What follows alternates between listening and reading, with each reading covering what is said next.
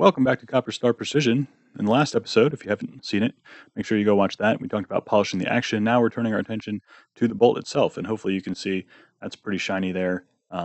Basically, this procedure is a little bit easier than polishing the action, which involved different compounds and some tools and stuff. This, if you have access to like a Dremel with a wire wheel or a buffing wheel or anything like that, you can get by. We're going to start talking about how to actually disassemble the bolt, different parts of the bolt. So if you are new to this rifle or new to bolt actions in general, this will be specific to the Ruger Precision Rimfire, but we'll talk about how to take this apart. And it helps if you want to install, like I have, this aftermarket bolt knob. And if you want to modify your firing pin, we'll talk a little bit about that. But basically, we're just slicking this up, and then we're removing some of the really sharp edges on different parts of the bolt. And do you have to do this? Absolutely not. If you don't want to do the action polishing, this is probably easier, and does offer you definitely some benefits. But again, full disclosure, not responsible for you messing up your firearm or anything like that, and voiding warranties and all that. So if you just want to do this because you like tinkering with stuff, I think this is a pretty easy project. And it does make the shooting experience a little bit more pleasurable with having that smoother bolt, something closer to a custom action. Obviously, we're not going to be able to get it to that level because this rifle, again, is a budget build and it's built to a price point. So this, the machining on this is pretty rough, but we can, with a little bit of elbow grease, make it a little bit better and just make it for a more enjoyable shooting experience. So that's the goal of this video. Again, not necessary, but if you like tinkering with stuff like I do, I'm just going to show you what I did. Now, granted, show, is a pretty loose term because I can't necessarily show exactly everything because of YouTube's guidelines, but we'll describe the process and we'll show the before and after. And it's pretty self-explanatory. So if you have any questions or comments, you can leave them below. I usually answer all the comments. I've had people reach out to me by email. I answer those people pretty quickly when I can. And yeah, so we're just going to polish up the bolt. That's all there is to it. All right, turning our attention to the bolt. We'll start with bolt disassembly first. Pretty straightforward to disassemble. We're going to move the bolt to the fired position by cocking the bolt like so. And then there are two C-clips here. These are easily removed. We're going to put our finger on top here, and then I find it's easiest to come from this side. And we're just going to lift up. There are two tabs on the actual C-clip. If you can see, there are two tabs that fit into the channel groove here. So we're just going to take these off. They are different, so you don't have to worry about mixing up which one goes where. And again, if you remove this one, you're actually going to give yourself a longer bolt throw that resembles a centerfire rifle. So if that's something that interests you, then you can remove this, put it somewhere safe, but you don't actually have to have that on the rifle. This clip here is actually a combination clip as well as sort of the round holder. So this is different. That's why you can't mix them up. So this is going to help hold the round. This is your ejector, which will just come out like so. So we have our ejector, which is like a claw shape. This claw will face towards the center of the bolts. It's gonna pull out the spent cartridge, and in combination with this weird piece that sits in this block, this sits like that. So as this hook pulls the round out, it hits the back of the case, hits this, and ejects to the right for a right-handed action. So just in case you were kind of wondering how that mechanism works. So here we have the firing pin on top, but it's captured by this pin in the back here. And here we have a firing pin spring, so it's under tension. So what we're going to do is we're going to put the bolt upright, and we can put it on its face. You're not really damaging anything as long as you're not slamming it on concrete, but on this wooden desk it's totally fine. So we're just going to push down, straight down, and then we're going to push this pin out. And if it doesn't like going out that way, you can turn it around and try from the other direction.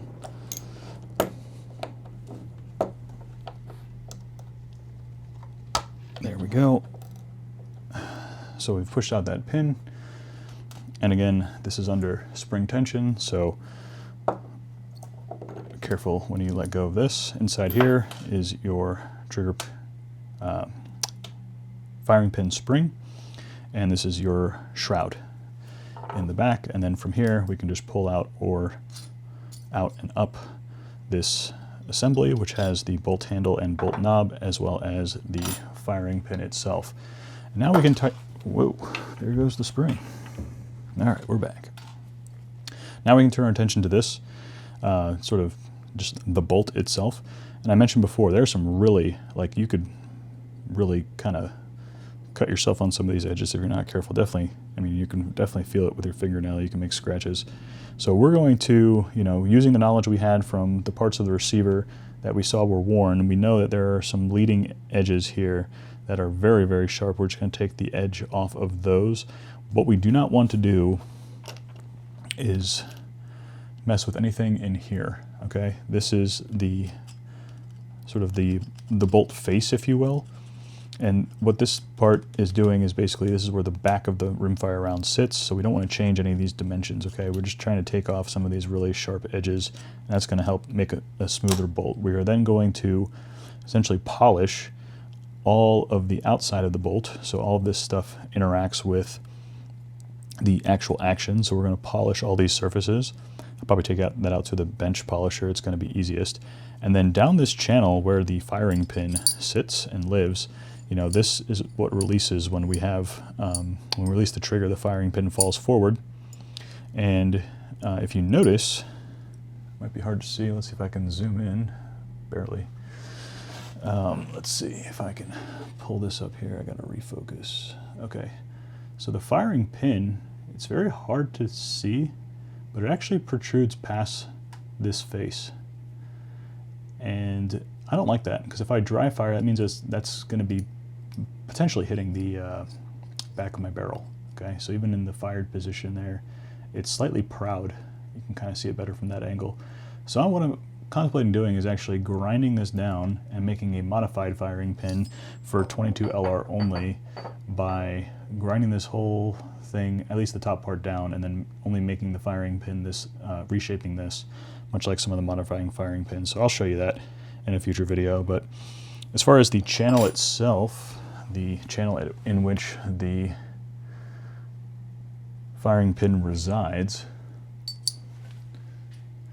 right in here, we're going to polish all in there. And that's, there's a lot of gunk and stuff in there, and so we're going to polish that up, make that nice and slick. And that's just going to increase consistency with firing pin fall and sort of the dwell time or lock time that you experience. It's lock time that from the moment you push the trigger for the firing pin to fall, just make that super consistent by making that super slick. And we might even just polish this as well while we're at it. And if you do polish surfaces and they're to a mirror finish, again, if it's too flat and too perfect, which is definitely hard to do, but if it is, it's actually going to create an increased friction. So we don't want, mirror polish, so to speak. We want enough polish that it's not creating undue friction. And then if we do this, we are definitely going to have to keep up on our maintenance and make sure everything is lubricated so that it's running smoothly. So I'm going to start polishing this and we'll get back to you. All right, back from polishing up the bolts. So took it apart and just polished most of the surfaces, polishes in this raceway here, which interacts with the bolt release mechanism, and put the extractor and C-clip back on. I'm going to leave this one off. I'm going to try it with the longer bolt throw or length of pull for the bolt, whatever you want to call it. Just see how I like it. I can always put that back on. But now that we have it polished up, pretty much you can just use like a Dremel tool with a little wire wheel to get into all the nooks and crannies. It worked really well. Not too complicated. But now, with the polished bolt and the polished action, get that locked in there, and it's butter smooth. It just falls into place. Super smooth. Nice and slick. Just feels a lot better than the factory offering. As you can see, I have the rail reattached and torqued down. I didn't know what the torque values were. I tried looking them up. I got conflicting results. So I just went with 15 inch-pounds and did put some blue Loctite on there as well. So that is nice and stable there. Stable platform. We've got our bolt release back in. And this bolt is very slick. feels really good. And I'm kind of digging this longer throw, really be able to just send the round into the chamber. So where do we go from here? Well, we're gonna have to talk about the trigger and how terrible this is and how we can make it better. And then we're gonna start putting things back together. I think that covers it. I'm gonna experiment with those barrel shims, and yeah, I'm gonna keep this aftermarket bolt handle and bolt knob on here just because I use this bolt handle with all my other rifles, so it's very familiar to me. And put it back together, and then we're going to talk about some of the stuff like the block and maybe upgrading the magazine sort of plunger here. And yeah, we'll start putting this thing back together. So I will catch you in the next one. Any questions or comments, we'll leave them down below. Until I see you next time, as always, score more points. Sorry for the bad audio in that last part. My microphone died, so you're going off of camera audio, which is not as clean, but hopefully I got my point across. Now we have a nice polished bolt, nice polished action. So basically, we already have the rail put back on the rifle and the bolt catch and all that kind of stuff. So we're done with the action bolt combo. Now we're going to turn our attention in future videos to the actual sort of what I would consider like the lower receiver and that little block that's in there that, depending on what rifle you have, can be way out of spec and loose. So we're going to address that issue. We're going to talk about the foil tape bedding job, which is a cool little hack that's very cheap and does offer potential significant gains depending on how out of spec that piece is. It's a pretty poorly machined part that I discussed in sort of the teardown video. So we're going to address that. And then we're going to start putting everything back together, and we got to get our scope on the rifle. And basically then we're done. Once we add our accessories and our scope, we're ready to go take it out, blot test it, get some nice ammo. Hopefully that groups well, start collecting data and zeroing our scope, and then building sort of a ballistic profile for the rifle. And, we're ready to compete. So it seems like a lot of work up front. Again, you don't have to do any of this. You can just, run it as it came from the factory. But if you want to get sort of the most out of it, these are little tweaks and tricks you can do on a budget to try and squeeze every little last bit of accuracy out of a, very good value for money, cheap rifle, in my opinion.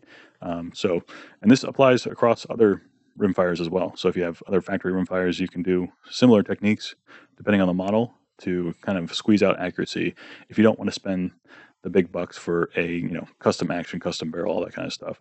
And it's a great way to get started with the sport. And if you do start with the sport and you get in with a good gun club that has members who are willing to help you and share gear, I'm pretty sure you're going to be hooked, because the sport is extremely fun, and I just want to be an ambassador for the sport, try and get more people into it. And this is a relatively inexpensive way to try it and see if you like it, and then then you can come back to these videos and perform all these little tweaks, try and get your rifle more accurate, and then maybe after a year you're like, okay, I can outshoot my gun, and it's time to go up to something bigger and better. So just trying to grow the sport as best I can, be an ambassador. So I appreciate you sticking around watching these videos. And as always, comments, leave them down below. I try to respond to all of them, and or reach out by email. And other than that, we're just having fun, tinkering, and trying to get the most out of this rifle for a budget price. Thanks for watching and all the support. Until I see you next time, as always, score more points.